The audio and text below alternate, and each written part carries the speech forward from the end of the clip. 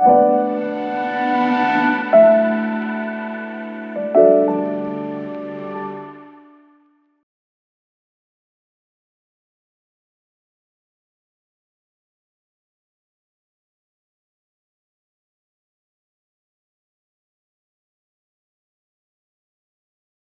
colleagues, it feels great to be back to the city of Budapest and to attend this very unique conference. And of course, I would like to thank to the Central Eastern Academy, Central European Academy for giving us this opportunity.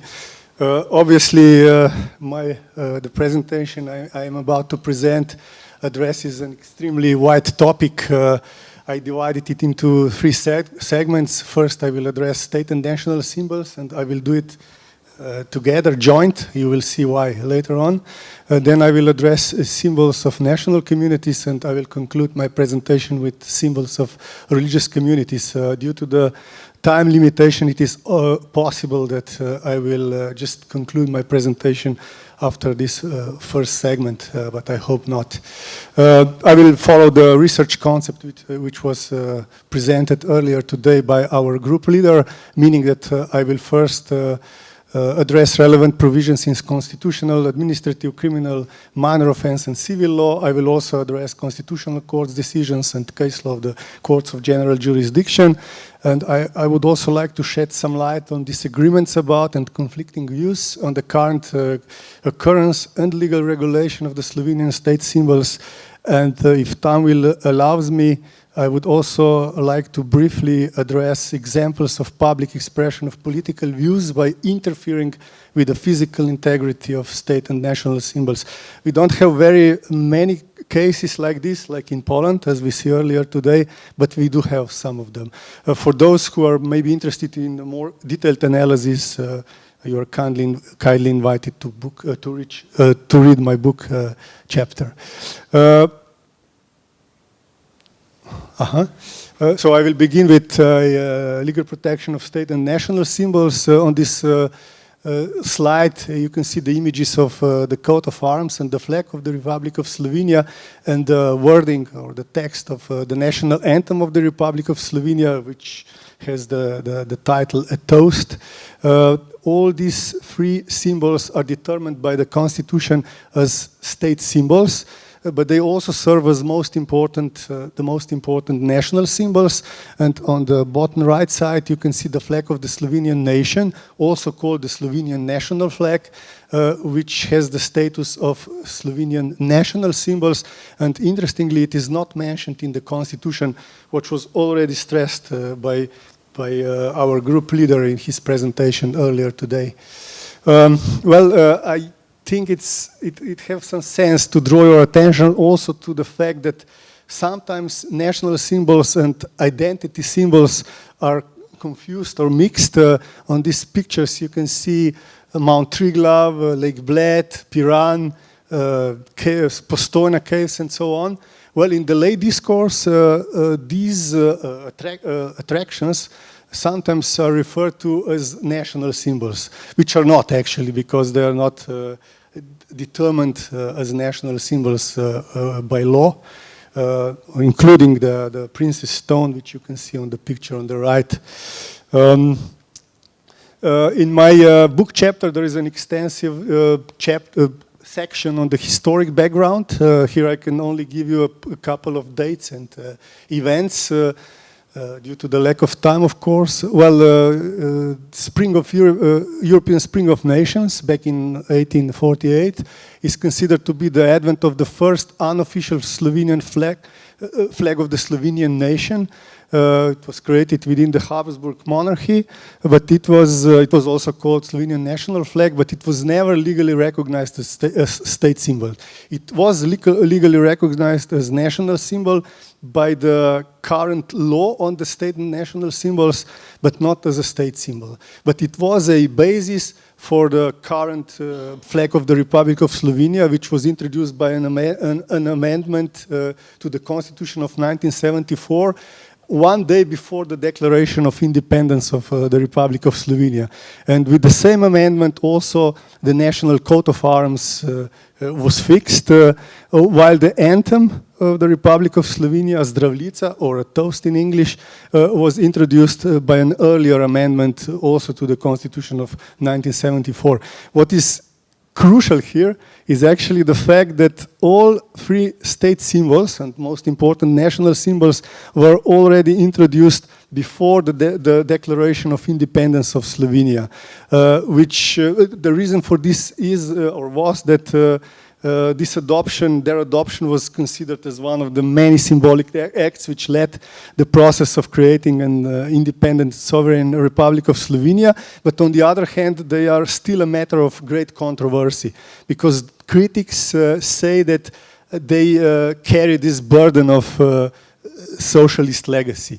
And maybe just to go a little bit deeper to this issue, for instance, regarding the flag of the Republic of Slovenia, critics say that it's too much like a Slovak or a Russian flag. And regarding the anthem, the problem is that the official anthem is according to the law, but not according to the Constitution, the 7th stanza of Zdravljica, of toast. Constitution only says that toast, Zdravljica, is the anthem.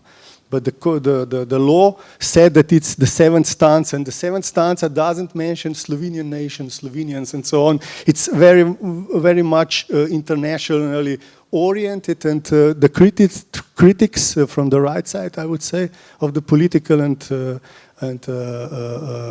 professional spectrum, they claim that it's also a legacy of socialism. Regarding constitutional regulation, I would just say that Constitution, which was adopted 6 months after the Declaration of Independence in December in 1991, just confirmed the three state symbols. It also contains a short description of the coat of arms and the flag, and determines that the national anthem is Zdravljica, but not the 7th stanza. And it also stipulates that the use of the coat of arms and the flag and the national anthem shall be provided by the law. Interestingly, and for some strange reason, in the Constitution there is no reference to the Slovenian national flag, which I mentioned before.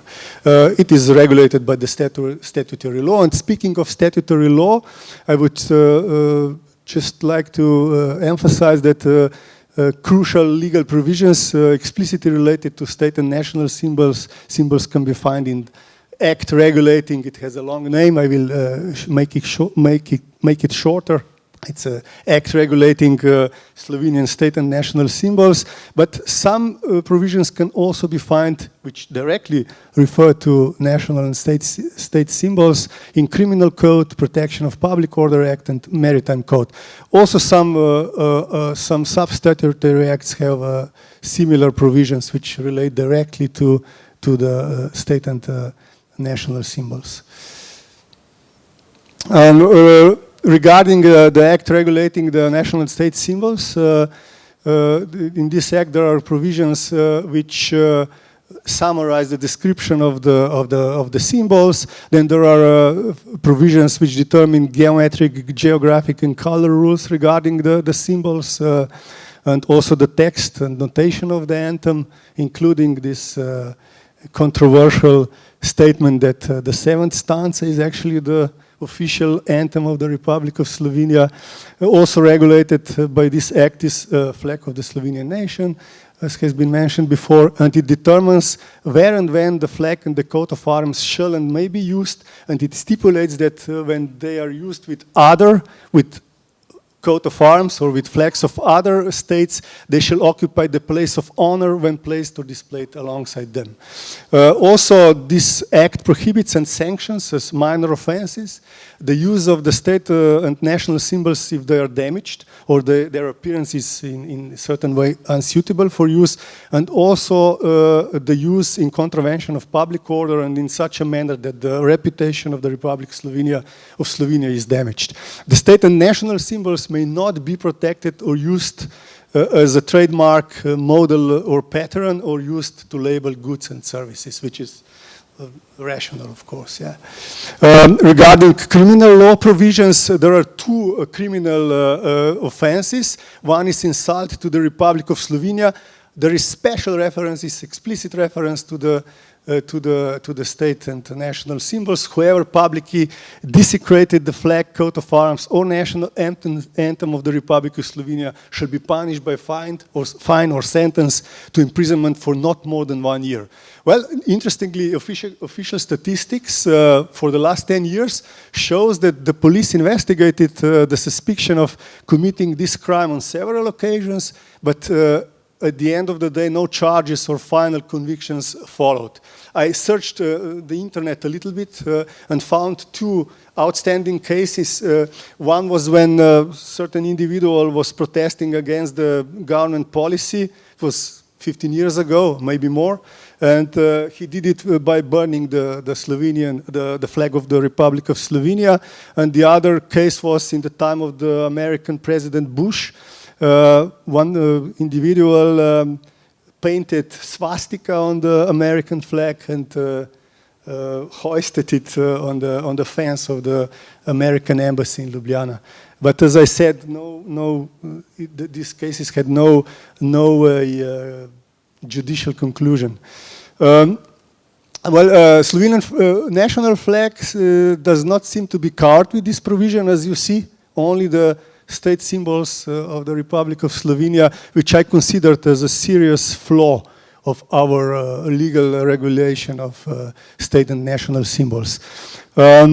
If the above offense is committed by public notice, also the editor and the person editing acting in his place shall be punished with the same sentence. And the other criminal offense is public incitement to hatred, violence, and intolerance. This provision determines different acts which constitute this criminal offense. And if these acts are committed by desecrating national or ethnic symbols, the perpetrator shall be punished by imprisonment for up to 3 years, meaning that this is actually delictum proprium of the basic version of this crime. Well, in order to understand these provisions, I think we should also consult commentary to the criminal code and also experts' comments on these provisions. I didn't contribute anything because this, since now, wasn't really my topic. Incriminated acts such as removal of a hoisted flag, destruction, damaging or painting a flag must be directed towards the object which is being implied by the state symbols, meaning it has to be directed towards the states itself. Only physically destroying state symbols or coat of arms or flag as tangible property is considered, according to the Protection of Public Order Act, a minor offense against the public order. And also in the commentary, we can read that sharp political or artistic criticism, which is expressed with such acts under certain conditions, not in every case, cannot be regarded as the criminal offense of desecration of Slovenian state symbols. And renowned constitutional law expert, my colleague Andras Teršek, claims that when it comes to such a conflict of constitutional values, great respect must be given to the special importance of freedom of speech and other forms of expression and to protection of saying truth to the power and criticizing the state. Namely, this is an attribute of open and truly democratic society, according to Teršek, and I don't have a problem to agree with him, actually. Regarding relevant provisions in minor offense law, I would just like to once again recall the act regulating Slovenian national and state symbols. There are minor offenses such as using the symbols which are damaged, using them in contravention of public order, or in such a manner that damages the reputation of the Republic of Slovenia, also using the symbols as trademarks, model of pattern, and also performing the anthem for purposes of market advertising or labeling services. There are also relevant provisions in the Protection of Public Order Act. According to this act, whoever in a public place intentionally burns or in some other way damages or destroys the flag of the Republic of Slovenia or its coat of arms, and also flag of European Union or flag of foreign country. This is important provision for the legal protection. Minor offenses law, legal protection of the symbols of the national communities should be punished by fine. But this provision again does not explicitly protect the Slovenian national flag, which I again consider as a serious flaw of our legal regulation. I will be very quick regarding civil law provisions. General provisions on civil liability apply, meaning that if a person would commit a crime of insult to the Republic of Slovenia or public incitement to hatred, violence or intolerance by publicly desecrating the flag, coat of arms or national anthem, could encroach upon the reputation of the Republic of Slovenia and would be obliged to reimburse immaterial damage in this case. And these provisions, of course, also apply if a person would commit a minor offense. And at the end, I would like to briefly address relevant case law. Well, in Slovenia, there aren't very many court cases regarding the legal protection of state and national symbols. Therefore, I claim that this question, or the question regarding the nature, scope, and limits of constitutional and legal protection of state and national symbols has not yet been fully answered in Slovenia. But nevertheless, there are a few relevant decisions, two of the Constitutional Court. One relates to the review of several provisions of the act regulating state and national symbols. The issue was raised by among other, by the Slovenian National Party. And the question posed to the Constitutional Court was whether the Constitution allows the symbols of national communities, meaning Italian and Hungarian autochthonous national community, can be and may be identical to the symbols of their respective states.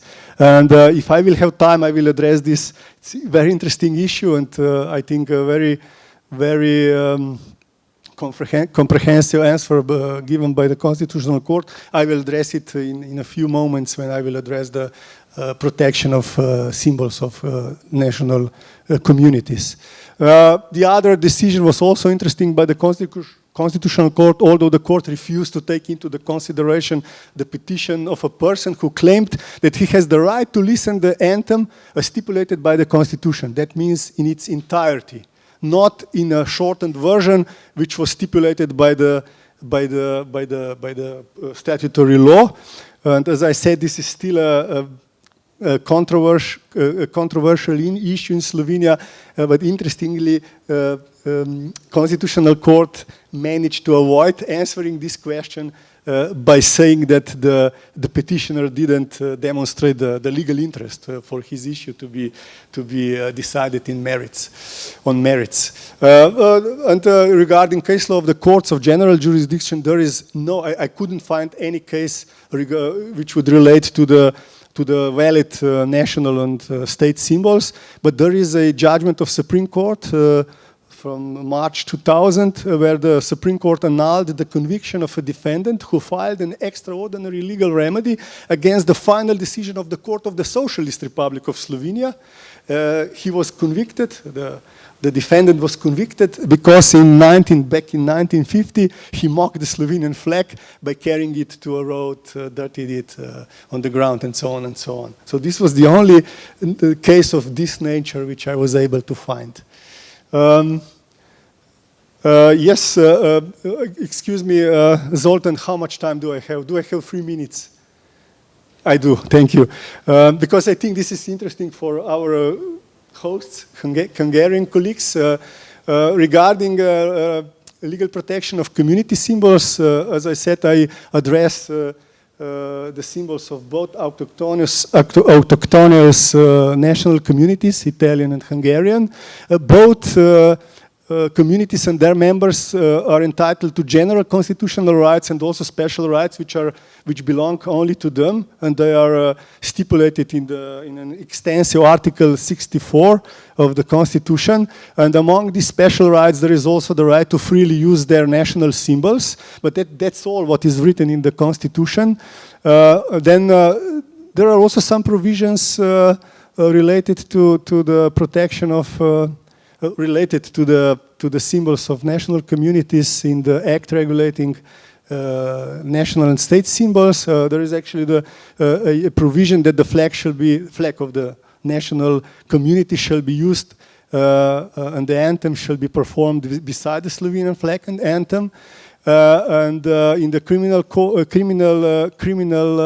code you can find a criminal offense of insult to the foreign country or international organization, and it stands there that whoever publicly desecrates the flag, coat of arms or national anthem of a foreign country shall be punished by a fine or sentenced to a prison for not more than 1 year. And as I somehow envisaged before, in practice the symbols of the Italian and Hungarian national community are the symbols of the Republic of Italy and the Republic of Hungary. And now I will skip all this, all the other provisions, minor offense provisions and civil provisions. I would just like to draw your attention to the aforementioned to the aforementioned decision of the Constitutional Court. It's the only court decision which refers to the symbols of national communities. In this, as I said, the Constitutional Court in this decision reviewed several provisions of the Act regulating state and national symbols, and the petitioners, among them nationalists, the National Party, claimed that using the symbols of another state on the territory of the Republic of Slovenia represent an encroachment on the sovereignty of the Republic of Slovenia, and that the regulation which allows the symbols of the Italian and Hungarian national communities to be identical with the symbols of other sovereign states is unconstitutional. Well, essentially the Constitutional Court was asked to decide on whether the symbols of the national communities may be identical with the symbols of Italy and Hungary. Constitutional Court found that the nature and form of the symbols of both national communities are not regulated by statute, and also it ruled that finally it ruled that the challenge provisions are not unconstitutional. The court stated that while the Constitution does not prohibit the symbols of national communities to be identical with the state symbols of Italy and Hungary, they may on official occasions only be used together with the symbols of the Republic of Slovenia, and in such a manner that later have the priority. And according to the Constitutional Court, it was sufficiently enough. I mean, the Slovenian national and state symbols were protected sufficiently by such a regulation. So now, at the end of my presentation, I could also refer to the relevant constitutional and statutory provisions regarding religious communities. Here I would just like to emphasize that it's an extremely interesting issue in Slovenia, under-regulated, like in Croatia. We have these general provisions in the Constitution, in the law on religious freedom and so on right to on to freedom of consciousness, on the separation on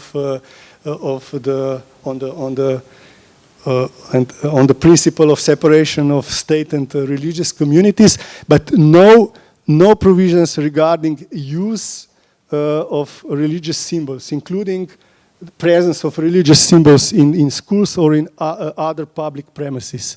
But there were two important decisions taken by the Constitutional Court, where the Constitutional Court clarified that the positive aspect of religious freedom also include freedom of action in the form of the use of religious symbols in public sphere.